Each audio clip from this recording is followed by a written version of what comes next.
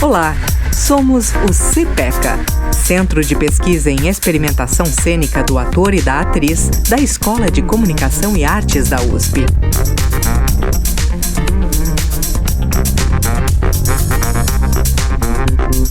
Esse podcast faz parte do projeto USP 22. Vamos lá?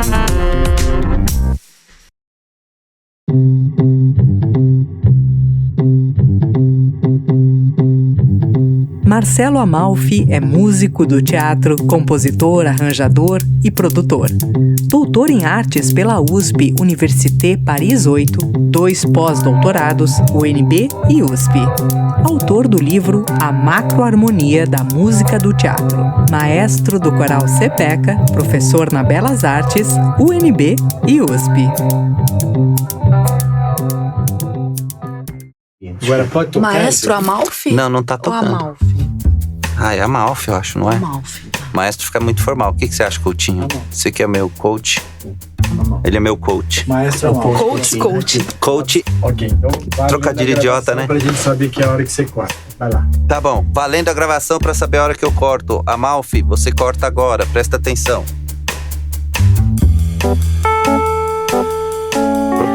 Olá, Amalfi. Que prazer você no podcast. Muito agradecido. Tudo bom? Muito agradecido pelo convite do CPECA, do professor Eduardo Coutinho. Espero poder compartilhar aqui momentos de alegria e de tristeza acadêmica. Então vamos lá.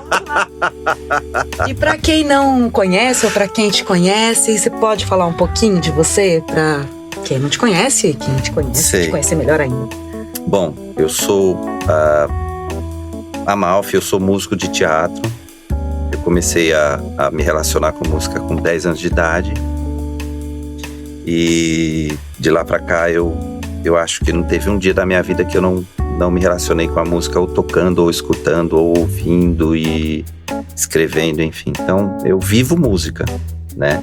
Como a música é um campo muito amplo de atividade, né? Ela é presente de várias maneiras na nossa vida, então eu acabei também tendo uma digamos assim, uma atuação dentro dessa atividade de uma forma bem, digamos assim, diversificada, né? Mas hoje eu me dedico muito à música de teatro, a estudo e prática de música do teatro. E esse estudo diversificado, ele entra de que forma nesse estudo agora que você está fazendo? Olha, Ele entra assim, está sempre permeado, mas você... Sim. Você puder falar um pouquinho? Porque como músico, a gente atua muito como criativo e como formador, né? Como orientador, né? Quem faz compartilhamentos e tal. Então, ao mesmo tempo que eu tô dando uma aula de violão, dando uma aula de piano, eu tô ensaiando um coral, eu tô compondo a trilha de uma peça, tô compondo a trilha de um filme, tô escrevendo um artigo. Então, a atividade musical, ela eu sou feliz porque eu consigo, digamos assim, saborear vários aspectos dessa atividade musical. Que bacana, assim. E isso se reflete... Você está pesquisando agora? Tem sua pesquisa... você fez o mestrado, doutorado, agora... Pós-doutorado. Como que caminha, assim, essas pesquisas acadêmicas e que... Enfim, você pode falar um pouquinho delas? Dessas pesquisas entremeadas? Sim. Olha... Dizem que quando a gente é criança a gente quer ser bombeiro, né? Quer ser astronauta. A única lembrança que eu tenho de uma profissão que eu queria ter era ser músico. A única lembrança que eu tenho. E eu acho que é essa lembrança que eu mantenho vivo dentro de mim e que me conduz, que me dá o combustível para eu continuar estudando sempre, né? Então, uma coisa acaba sempre complementando a outra, né? Eu comecei fazendo um conservatório, né? Daquele conservatório eu acabei criando uma banda. Depois eu tive uma oportunidade de fazer música de um espetáculo, e aí não acabei mais. Aí eu estava fazendo um espetáculo. Eu tive contato com um professor, o Janot, maravilhoso. E o Janot me perguntou por que eu não tinha interesse em fazer uma pós-graduação, um mestrado, falando de música de teatro, porque nós estávamos trabalhando no mesmo espetáculo. E aí ele que acendeu isso dentro de mim, até encontrar o Janot. E talvez se ele não tivesse trabalhado naquele mesmo espetáculo, talvez eu nem tivesse entrado na academia, né? Então eu sou muito grato ao Janot. É muito importante a gente reconhecer as pessoas. E eu tive vários professores que foram, de alguma forma, me acolhendo e me mostrando um lado muito bacana da academia. Porque a gente, principalmente quem está fora, né? Quando eu entrei na graduação, por exemplo, eu era músico de gravadora. Então era uma prática que era muito bem remunerada, tinha uma visibilidade enorme, né? Porque você tocava em televisão, tocava com artistas consagrados no Brasil inteiro. Mas, e não passava pela minha cabeça entrar na academia. Quando eu entrei na academia, eu tive contato com pessoas que me mostraram um lado que eu falei, nossa, isso é muito bacana, vou querer trilhar esse caminho. Então o Janot foi o primeiro que me abriu os olhos assim, por que você não pensa em fazer isso? Né? Naturalmente, a minha atividade enquanto artista nunca parou. Então, como eu tenho a sorte, o privilégio, enfim, ou a conquista, né, de ter feito do meu campo de atividade artística também o meu campo de pesquisa acadêmica, eu consigo conciliar muito bem o que eu aprendo, consigo ter reflexões que estão atreladas à prática que eu tenho fora da academia, tenho como atrelar pensamentos e maneiras de pensar que eu encontro na academia à minha prática, né? Então eu acho que é uma via, a minha vida tem uma via de mão dupla, né? A acadêmica e a artística, elas se alimentam. Elas se alimentam. Então isso para mim eu acho que é um privilégio. Eu realmente acho que é um privilégio. Sim. E você, na sua tese, que acho que vai ser depois, tem a ideia de transformar em um livro, né? Isso. Você estudou estudou com Lemaitre também, né? E também foi seu parceiro, né? De trabalho. Então, daria um pouco para falar sobre essa parceria tua com o Lemaitre, Teatro do Soleil? Teatro do Soleil, claro. Olha, quando eu estava fazendo aquele espetáculo com o Janot, ele falou, olha, vai lá, e eu falava, como é que funciona? Eu não sei muito bem. Ele fala, vai fazer uma disciplina como aluno ouvinte. E aí eu fui ser aluno ouvinte do Antônio Araújo, do Tó Araújo, do Vertigem, o queridíssimo Tó, também um professor muito importante, né, na minha carreira. E o Tó, a primeira aula que eu estava lá, ele estava falando de teatro de grupo e falou de um tal de Teatro do Soleil, que eu não tinha a menor ideia de quem era. Isso era outubro, novembro, e ele começou a falar, e ele falou uma coisa que ficou muito na minha cabeça. Ele falou, tem um músico lá, Jean-Jacques Lemaitre, desde 1978, e ele tem um salário fixo, e eles trabalham 1 ano, se precisar, ensaiando a peça. Ele tá lá todo dia no ensaio, ele tem um galpão com muitos instrumentos. Bom, ele falou isso e eu fiquei com aquilo na cabeça. Eu falei, nossa, inclusive depois da aula eu falei, nossa, isso é maravilhoso. Nossa, que sonho. Sabe quando você anda sobre as nuvens, você fala, nossa, existe essa possibilidade na minha atividade? Né? Aqui no Brasil isso não acontece. Isso não acontece. Desse jeito, nessa estrutura não acontece. A gente tem alguns grupos que tem alguns integrantes que fazem alguma música, mas a pessoa que está representando o ideal, na minha cabeça, era esse cara. Esse cara tinha um galpão com centenas de instrumentos do mundo inteiro. Ele tinha um salário fixo e ele ia lá, fazia o trabalho desde o começo. Eu falei, nossa, isso é um sonho de consumo de qualquer pessoa. Imaginava eu, pelo menos era o meu, né? Daí eu participei do processo seletivo e ingressei no mestrado, com orientação do do Zeba, né? O Zeba da Alfarra, que também foi muito importante para mim. Ele foi meu orientador no mestrado, no doutorado. Eu entrei no mestrado uns 3 meses depois de que eu descobri que existia o Teatro do Soleil.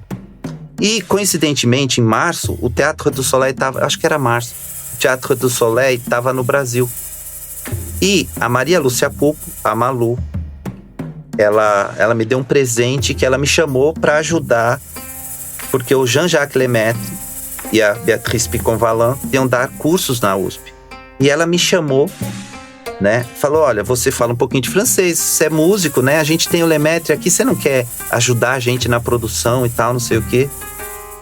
E assim, 4 meses depois que eu ouvi falar quem era o Jean-Jacques Lemaitre, eu estava numa sala ajudando ali ele a dar um curso.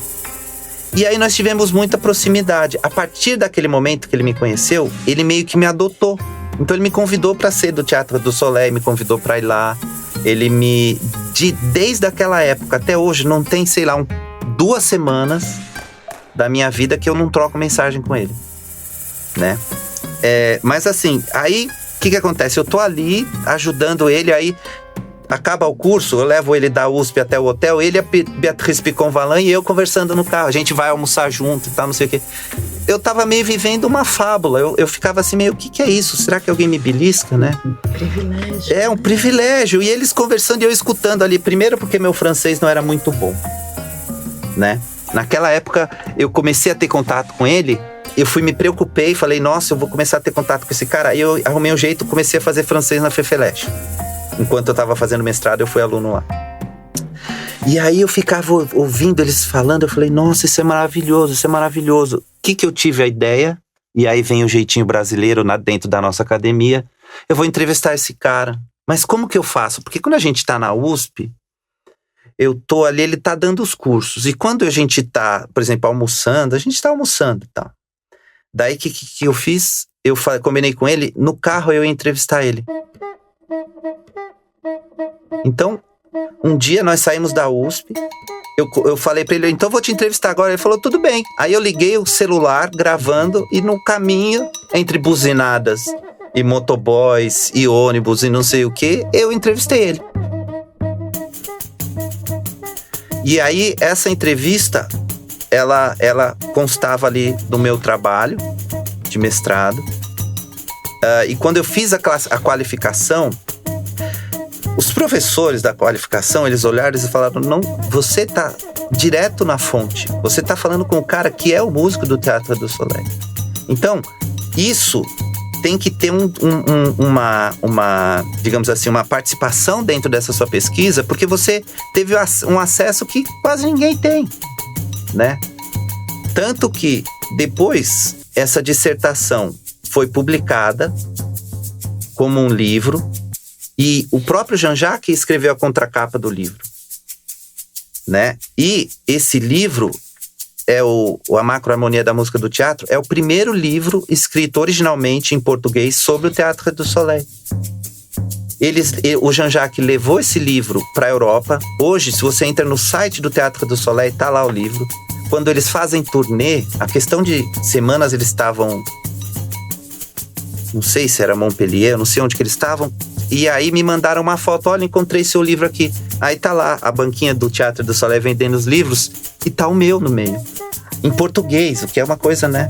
Na BNF, eu sei que tá meu livro, eu sei que ele tá em Berlim. E esse livro, depois, ele abriu porta, porque tem uma professora, Françoise Quier, que ela é do CIRAS, e ela me convidou, e eu fui dar uma palestra para explicar o que é o conceito macroharmonia que tem lá no livro. Então, quer dizer, uma conversa numa carona foi desencadeando. E o mais incrível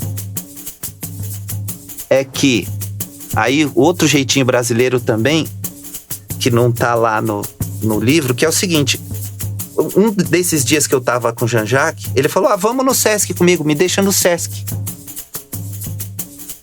Porque ele tinha espetáculo aquela noite. Eu falei, putz, que bacana e tal, não sei o que. Aí quando a gente chegou lá, ele falou, não, estaciona o carro aí, vamos lá. Eu não tava entendendo. Eu falei, tudo bem. Aí a gente sai do carro, ele pega a pulseira amarela dele, aquela pulseirinha de entrada, dá pra mim e fala, ó, coloca isso aí. E entrei eu e ele, claro, ninguém ia barrar ele. E aí ele me colocou pra dentro. Então, no terceiro dia que eu tinha conhecido esse cara mitológico, né, na minha cabeça, Amalfitano era um ser mitológico que fazia música num lugar mitológico, né? Eu tava com ele dentro do burro dele, ali no palco do Teatro do Soleil, e ele me mostrando os instrumentos e me explicando e afinando os instrumentos para eu ver, ó, isso aqui eu faço assim, isso aqui eu faço assado, não sei o quê. E aí eu assisti, a primeira vez que eu assisti o Teatro do Soleil, eu assisti junto com o Jean-Jacques Lemaitre, porque ele arrumou um jeito esse jeitinho brasileiro de me dar a coisa, e eu entrei lá e assisti o espetáculo de dentro. E aí ele começou a me apresentar as pessoas lá. Depois do espetáculo, tava ele, tinha outros artistas do Soleil, ele falou, vamos lá, vou te pagar uma taça de vinho. Ele me pagou uma taça de vinho ali, tá tudo certo. Aí eu comecei a ver um lado humano também. Depois disso, desde então, o Jean-Jacques Lemaitre me acolheu, né? E aí, assim, a coisa ficou tão intensa, ele começou a vir, eu comecei a arrumar um jeito de todo ano trazer ele pro Brasil, né? Ele começou a me dar o meu contato para outras pessoas de fora do Brasil, falando que eu era o cara que conhecia a música dele, que não sei o quê. Mas ele tem uma preocupação mesmo, assim, genuína com o Amalfi, não com o músico que toca ou com o cara que pesquisa, escreve sobre ele. Entendeu? Tanto que quando ele vem pro Brasil, às vezes ele passa semanas, meses. E aí ele tem um quarto aqui na minha casa.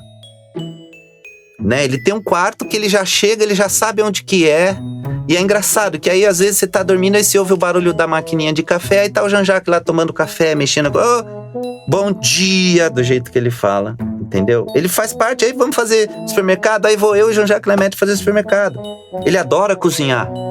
Então, vamos fazer, eu vou fazer o quê? Vamos ver o que tem lá, eu vejo o que tem lá e faz. E é uma coisa que eu presenciei também no Teatro do Soleil.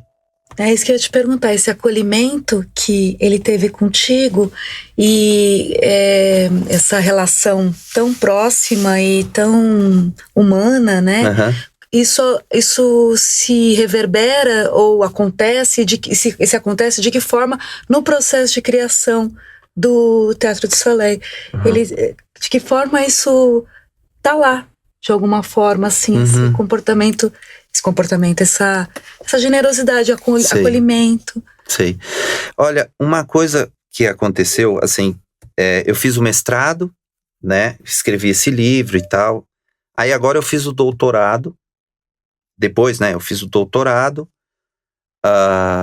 e no meu doutorado, eu fiz um doutorado sanduíche, né, uma parte aqui na Universidade de São Paulo e uma parte lá na Paris 8, né, lá em Paris, Sorbonne, Paris 8. O que acontece? O Jean-Jacques, ele falou pra mim ir lá estudar as coisas. Ele falou pra mim, não, vem aqui. Eu falei, eu tô querendo continuar no doutorado a estudar. Ele falou, vem pra cá. Daí, eu fui. Claro. Eu cheguei lá, eu tenho até uma foto na minha tese. O primeiro dia que eu cheguei lá, ele falou, senta aí, vamos fazer o seguinte. Aí ele começou a pegar a lista, ele fez uma lista das pessoas que eram atores, professores, não sei o que. Ele fez uma lista no papel, bacana falar com esse. E aí ele começou a mandar mensagem para as pessoas. Tem um cara aqui, tá, o Amalfi, ele vai querer ir conversar aí com você, recebe ele.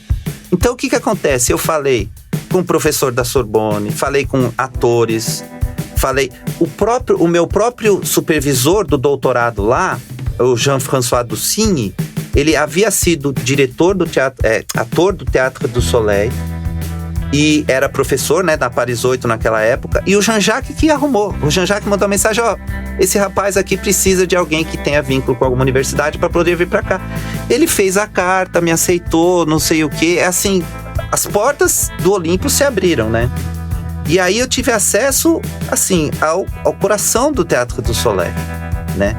Só que eles já foram definidos como um experimento sociológico. Não me lembro agora se foi a própria Beatriz, mas já definiram como um experimento sociológico. Por quê? Porque eles têm isso de ser uma trupe. Eles não falam companhia, eles falam trupe. né? E assim, o ator ou a atriz, ele pode um dia estar sendo ali o protagonista de uma cena, no outro dia ele tá só atrás levantando o cenário, sabe? Lá eles têm uma coisa, por exemplo, eles têm uma subvenção que ajuda eles numa parte da despesa deles, né? A maior parte é a bilheteria, mas tem uma subvenção do Estado que eles conseguem. Todo mundo da companhia recebe o mesmo salário. A Riane Nushkini recebe o mesmo salário da pessoa que ajuda na marcenaria do Teatro do Soleil, né? E esse nivelamento também existe no processo criativo. Você entendeu? A estrutura do processo criativo deles não é hierárquica. É natural que quando a Riane Nushkini vai dar uma opinião, é a Riane Nushkini que está dando a opinião. Quando o Jean-Jacques vai dar uma opinião, é o Jean-Jacques que dá a opinião. Mas você pode ir lá e falar o que você acha. Você tem esse espaço, você tem essa abertura. E tem muita cena que começa a partir de uma ideia, de uma visionete do artista que está lá. Então, existe um acolhimento natural da trupe, né? Eu, como estava ali como filho do Jean-Jacques, esse acolhimento era muito, digamos assim, muito significativo. Mas eu acho que todo mundo que conhece o coração do Teatro do Soleil percebe isso. Então, por exemplo, teve uma festa... Às vezes eu estava conversando com o do Rossier e a gente estava falando onde que ele arrumava o bigode, barbeiro, não sei o quê, no mesmo lugar que a gente estava falando da cena, da peça, sabe? Eles vivem o Teatro do Soleil, é aquilo a vida deles. Então eles vão dar uma festa, não é a festa da companhia, é uma festa da família, é uma festa dos colegas, né? E aí, nisso eu carreguei muita panela lá. Ajudei a última vez agora em 2020, eu até tava comentando isso, eu acordava mais cedo para ajudar o cara a fazer café lá. O Aziz, um amigo meu lá, que trabalha lá e tal, que ele é de lá há décadas, eu acordava mais cedo para ajudar a fazer o café da trupe, entendeu? Sei lá, agora, a primeira vez que eu bebi gin na minha vida, quem me ofereceu foi a Riane Nushkini, que pegou um gin que era da reserva dela, tava ali eu e algumas atrizes e ela, porque eu tava hospedado lá nas roulettes, né, naquelas carruagenzinhas que tem lá na frente, porque eu tinha ido lá, na verdade, porque eu ia dar umas palestras na Sorbonne 3 e na Universidade de Lisboa, então eu passei uns dias lá, agora, 2020, e ali depois do espetáculo, eu estava começando a preparar o espetáculo e tal, eu tava ali, aí ela foi lá e colocou um gin pra gente ali. E eu nem sou tão próximo da Riane. Realmente não sou. Eu sou meio que filho do Jean-Jacques, mas não convivo com ela como eu convivo com ela. Ela não tem um quarto na minha casa, entendeu? Mas assim, pra você ver o nível de intimidade que eles têm e o nível de entrega que eles têm pra aquilo. Por isso que não é estranho quando alguém dá uma sugestão de fazer uma cena lá dentro da estrutura de criação deles. E depois de 3, 4 ensaios, substitui aquela pessoa por outra, e às vezes é a pessoa que deu a ideia da cena, ninguém sai batendo o pé. Não tem um ego. O ego, eles colocam isso. O ego é uma coisa que não faz parte da prática deles. Se a pessoa tem isso, ela não vai conseguir ficar 5 minutos no Teatro do Soleil. Você tem que ter um desprendimento. E a visão deles, o Duccio Vannuccini, que agora ele é presidente da ARTA, junto com o Rossier, que é uma estrutura de pesquisa que existe ali no complexo que se tornou, né, a Cartoucherie, Paris. Ele falou para mim, durante uma entrevista que eu fiz com ele, para o doutorado, né, que inclusive no doutorado você vê a foto, eu tô na casa deles, eles fazem um chazinho, me recebem, bate um papo, que nem a gente recebe um primo do interior, eles me recebem. Fazem um chazinho, faz a coisa e conversa assim e tal. E aí ele falou que eles pensam o seguinte: cada um coloca uma pedrinha para construir aquele personagem. Então, mesmo se ele não estiver lá enquanto o intérprete daquele personagem, ele sabe que uma parte do trabalho dele tá lá. Isso é muito bonito, muito significativo, né? Muito bacana. Também diz muito pro processo de criação. E aí, para finalizar, você acha que essa pesquisa, esse contato, esse encontro, ou outros elementos que fazem parte da pesquisa com ele, com o Teatro Soleil, enfim, você vê referências aqui do Brasil, que relações que você poderia traçar, assim, daqui, do Brasil, com esse modo de fazer na França ou europeu? Olha, o Théâtre du Soleil, a sede do Théâtre du Soleil, na Cartoucherie, são alguns galpões. Então tem um galpão de figurino, é um galpão de figurino. Então eles fazem muitas coisas. Eles colocam a mão na massa para fazer. Eu tinha a chave do ateliê do Jean-Jacques, né, de instrumentos. Ele tem cerca de 3.000, a gente não sabe. Eu ainda tenho que contar lá e eu pretendo estabelecer, depois organizar uma pesquisa lá dentro. Mas assim, ele tem cerca de 3.000 instrumentos. Ele não tem um acordeãozinho francês. E numa das aulas que ele estava dando, ele falou: o último instrumento que eu posso usar, sendo francês, para fazer uma trilha sonora, é um instrumento que vai falar para todo mundo: eu sou francês. Porque vai tirar a magia, vai trazer para um realismo que não vai interessar para o espetáculo. E aí você começa a ver a maneira deles trabalharem. Ele não trabalha a música francesa, ele trabalha música do Japão, trabalha a música do Tibete, música de onde for, né? Então, assim, na verdade, o teatro que eles fazem não é um teatro voltado para reproduzir uma tradição francesa. Eles fazem um teatro muito mais oriental do que europeu, né? Inclusive a Ariane Nouchkine fala que eles encontraram a música quando o Jean-Jacques passou a integrar a companhia. Por quê? Porque ali ele está dentro do processo criativo, ele está no palco, e isso é uma estrutura do teatro oriental, né? Então, assim, a própria prática deles é uma prática de decolonização. Você percebe? Agora, é natural. Eles são franceses, né? Boa parte ali. O Jean-Jacques é francês, a Ariane é francesa e alguns atores, a maioria ali, né? Não todos, é francês. Então, existe um elemento francês no teatro que eles fazem. Assim como tem um elemento brasileiro no teatro que a gente faz quando a gente quer fazer um teatro que não é brasileiro. E para finalizar, Amalfi, você quer comentar alguma coisa? Queria falar alguma coisa que não foi dita para finalizarmos, antes da gente abrir para as perguntas? Não, eu acho que eu falei bastante já, né? Eu sou uma pessoa que eu acho que sou prolixo, porque na verdade eu tenho uma paixão muito grande pelo que eu faço. Aquilo que eu falei lá no começo, de que eu gosto muito e tenho muita paixão, então isso acaba... fica fervendo dentro da gente. Então a gente quer falar muito. A gente quer compartilhar essa alegria que está dentro da gente. Entendeu? Esse gás, essa energia toda. Então, eu sempre tenho muita coisa para falar, né? Porque eu sempre tenho muito amor pelo que eu faço. Realmente tenho amor pelo que eu faço. Não é um acidente eu estar fazendo música, é uma opção.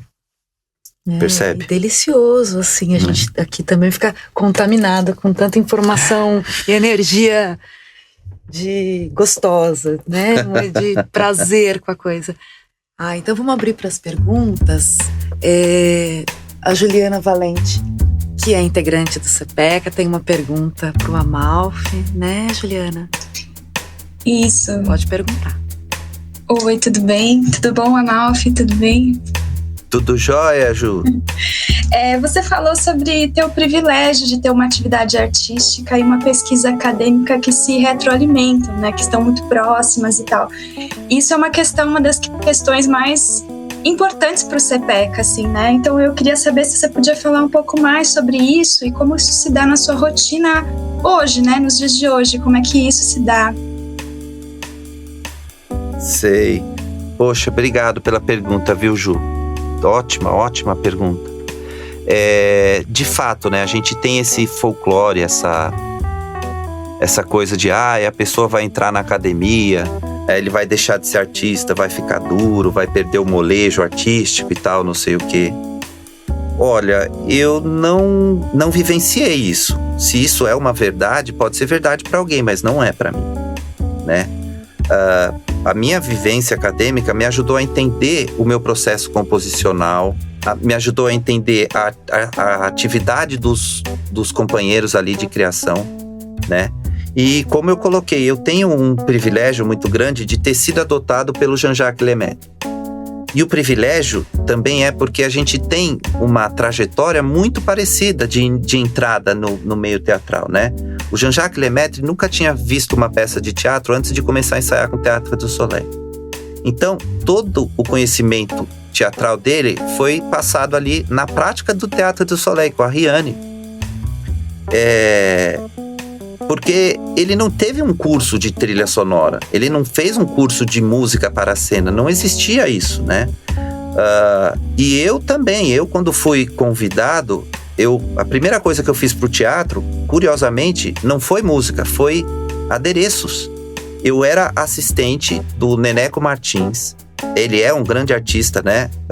Aqui de São Paulo, fez adereço para muita gente. Então quando eu era adolescente, eu passei a frequentar a casa dele, que era meio um centro cultural, aqui no Bexiga, né, no bairro italiano de São Paulo.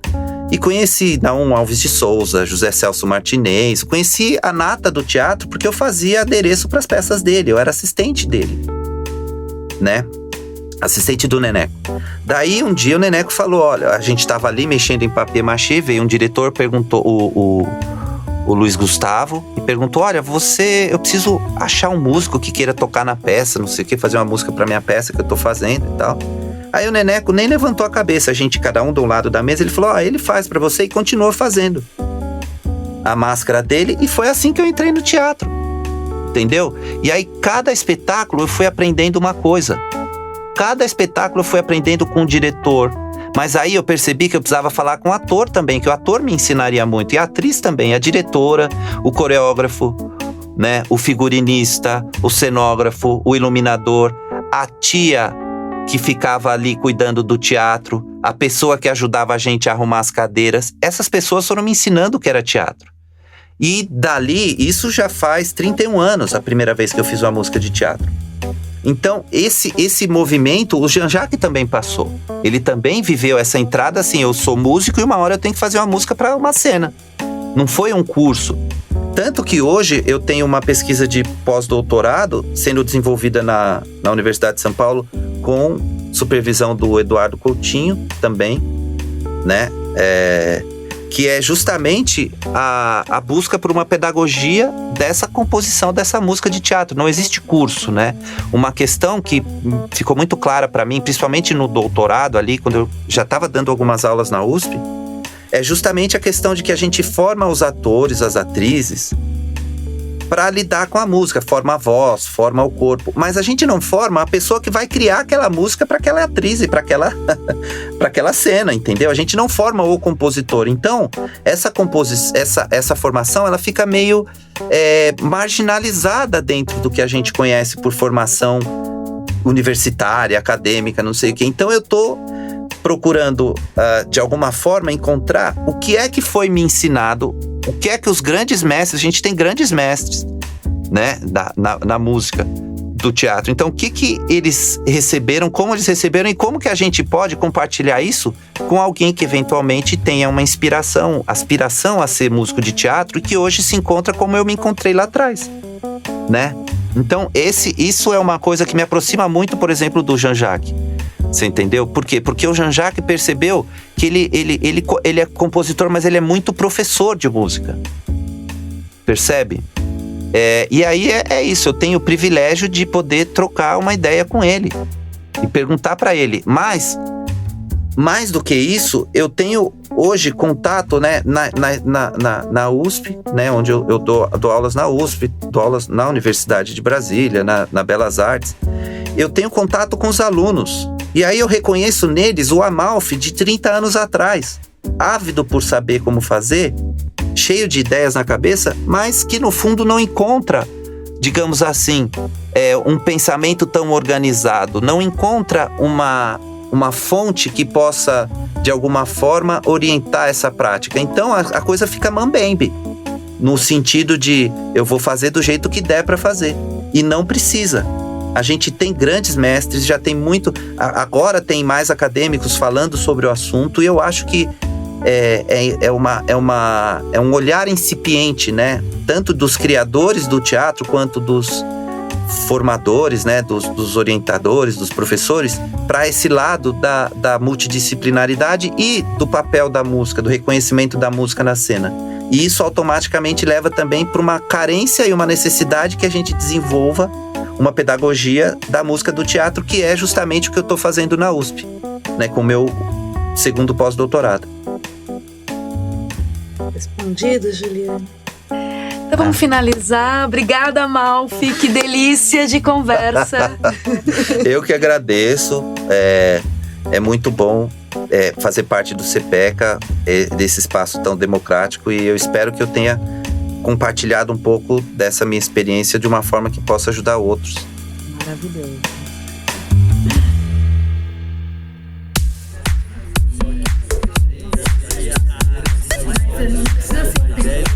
Conheça mais sobre nós, o CPECA, no Instagram, @CPECA2019. Até mais!